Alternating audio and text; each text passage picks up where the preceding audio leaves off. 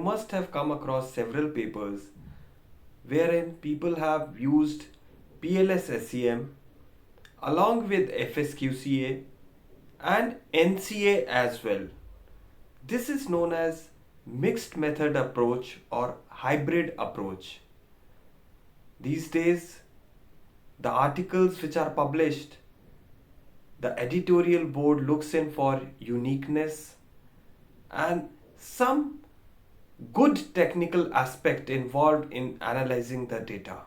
That's why it is important to use new techniques, mixed methods approach. I have a playlist already on my channel on how to conduct fsQCA, that is fuzzy set qualitative comparative analysis, also known as configurational analysis.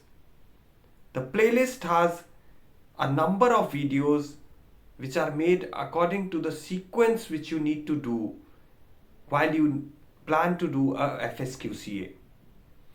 But in this video specifically, I'll be talking about how you can merge PLS SEM along with fsQCA to get more meaningful insights of your data and provide the editorial board with something which is quite brilliant and technical as compared to just conducting a fsQCA. So let us start. The first thing is, you know that fuzzy set qualitative comparative analysis is an asymmetric technique and PLS SEM is a symmetric technique. That means in PLS SEM, you try to estimate the relationship of the independent variables with the dependent variables, the net effect of each independent variable on the outcome or the dependent variable. But in fuzzy set qualitative comparative analysis, you are trying to assess the effect of combination of independent variables on the outcome variable. So that combination, what combination is the best? There could be different number of combinations, right? Somewhere, some of the independent variable, you'll see that it's on negation. That means it is not required. Or somewhere you'll see that a combination, if you have four independent variables, you'll get different configurations of the independent variables which lead you to the same outcome. So that provides a better estimate and better understanding of behavior of human beings, especially when you are into social sciences. You are estimating the behavior of people, right? So there cannot be just a single independent variable influencing the outcome.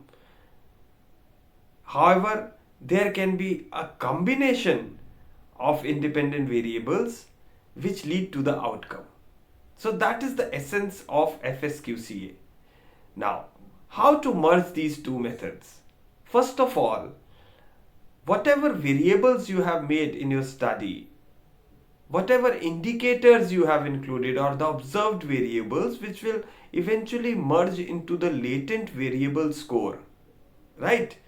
So individual indicators, say if you have experience, so experience has four individual items which are assessing the experience of the customer, right?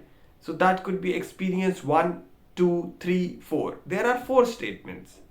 They are marked on Likert scale. You have chosen Likert 5-point scale or Likert 6-point scale or Likert 7-point scale. I'll be talking about it in a while, that which scale is better to use. So once you have made that thing, first thing you need to do is check the reliability and validity of the scales, of the Likert item responses. So how you do that?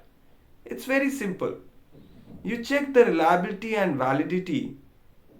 The reliability especially through Cronbach alpha and composite reliability CR, and validity, we check 2 types of validity: convergent validity and discriminant validity. Convergent validity means how well the items come in together to explain that latent variable. That is experience in our case. How well experience 1, 2, 3, 4, four statements come together to explain the latent variable. They are forming the latent variable which is known as experience, which in itself does not have any score, but it's the combined composite score of these four items, right? So the other latent independent variable could be something like motivation. So you have two independent variables, one is motivation and one is experience, which lead to satisfaction. This is a hypothetical model which I am trying to explain to you. So for the motivation, again you have four items which are reflective in nature. Motivation 1, 2, 3, 4. You can mark them as M1, M2, M3 and M4. So how well these M4 items converge together to explain motivation, that is convergent validity, and how well they distinguish themselves from the experience items which are experience 1, 2, 3, 4, that is discriminant validity. So you check convergent validity through AVE, average variance extracted, which is a score which you get easily in PLS SEM, right? Next is you check discriminant validity through two criteria. The older one is Fornell and Larker criteria. The second one is HTMT, heterotrait monotrait ratio. So you check the discriminant validity, and once it is all okay, you have established the reliability and you have checked the validity, you can say that my variables which I have framed for my study, which I have framed in my questionnaire, are okay to go ahead. So that's the first step which you do in PLS, right? Now the second step is you assess the structural model. So whether motivation and experience as independent variables affect the outcome, which is satisfaction.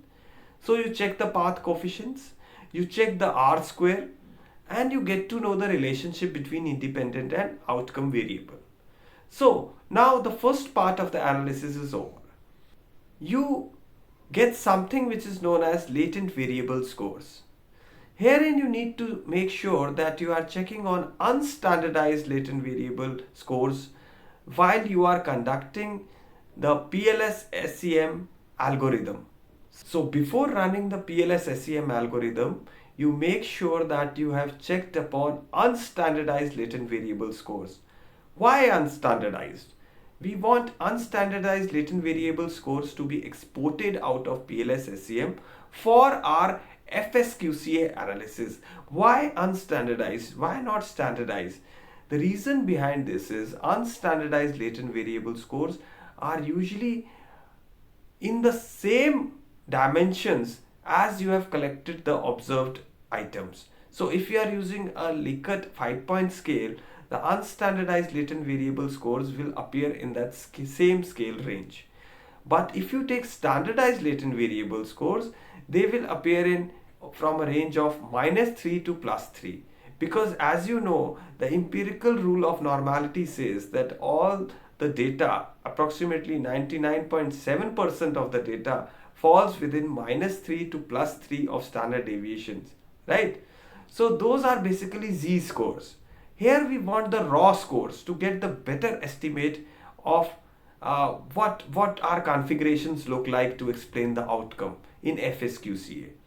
So once you have exported the latent variable scores, the unstandardized latent variable scores from PLS SEM, now you can conduct the contrarian case analysis in SPSS.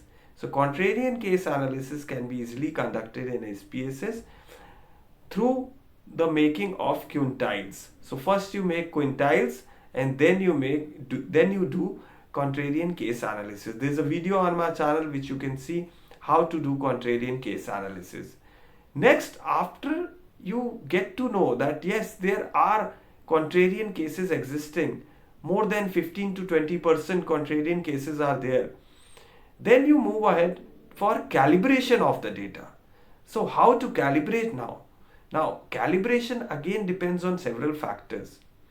As explained by several research articles, as in by Papas and Woodside 2021, and as per the directions of FIS 2011, when you calibrate, you need to look in for the distribution of your data. Whether your scores are normally distributed or they are skewed. If they are highly skewed, then you go in for 80, 50 and 20th percentile as the thresholds for the calibration. So, in case your data is normal, it's assumed to be normal, it does not have, it is not highly skewed. In that case, you can go with 95 percentile, 50th percentile and 5th percentile. So these are the thresholds for calibration. You call them 0.95, 0.50 and 0.05. If you are using a 7-point Likert scale, the thresholds would be 6, 4 and 2. 6 is maximum, 4 is crossover and 2 is the minimum. In case you have taken a 5-point Likert scale for measuring the indicators, then you take 4, 3 and 2 as the maximum, crossover and minimum threshold respectively for the calibration. So now you calibrate. After calibration, there's one more problem which arises, which is discussed by FIS 2011, that the crossover cases which occur exactly at 0.05, whether they are inside or outside the analysis, we are not sure. They are excluded. They are excluded by the fsQCA. If we are going further with the truth table analysis, they will be excluded because they are lying at the crossover point, which is 0.05. Because fsQCA works on Boolean algebra. Boolean algebra says that all scores after calibration will lie between 0 to 1, right? So 0, 0.5 and 1. 0.5 is the mid crossover. What to do? So FIS 2011 recommends that you now again export this calibrated figures out into Excel datasheet and then add 0.001 as constant to all the numbers. So once you add 0.001 to all the numbers, the crossover cases which were lying on 0.05 will move a little bit ahead. So they will be included in the analysis. So that is the remedy, so that you don't miss out on those crossover cases, because we say that every case is important in fsQCA, right? Next, what you need to do? You need to do a truth table analysis. In case you have two outcomes, now fsQCA permits only one outcome, right? So how you can merge, or if you want to analyze the overlap or intersection of two outcomes, what you can do? It's very easy. The function is provided inside fsQCA. You just need to use in AND. So if you have two outcomes, you transform them into a new variable using AND. So the function is available in fsQCA. Once you go into fsQCA, you'll get to know how you can combine and make a single variable out of two outcomes. So that is the intersection. So the minimum score out of those two outcomes will be taken to be the new variable score. That is the intersection, right? Then you conduct the truth table analysis to identify the necessary and sufficient conditions, right? I have already got the video on my channel, how to identify necessary and sufficient conditions. You can go ahead and watch that video. Once you have identified necessary and sufficient conditions, then you are writing the discussion part of your article, right? You are discussing that what were the conditions which were necessary and what were sufficient for the outcome to be achieved. You need to do predictive analysis. So predictive analysis is important and has to be conducted as a part of fsQCA. How to conduct predictive analysis? So again, the video is on my channel. You can go into the fsQCA playlist and watch that video, how you can conduct it using SPSS and fsQCA together. You can do a predictive assessment. whether the results which you are getting uh, are valid and will be meaningful. You will be able to justify them. That comes through predictive analysis. So that is how you do it. And at last, if you get yes, your results had good predictability, so then you are good to go, and you can mention them in your results section that you conducted predictive analysis and you got a favorable result for that. So that is all about how to conduct fsQCA along with PLS SEM, a mixed method approach. Many people have confusions that how to calibrate, what are the thresholds, how to import the latent variable scores from PLS SEM.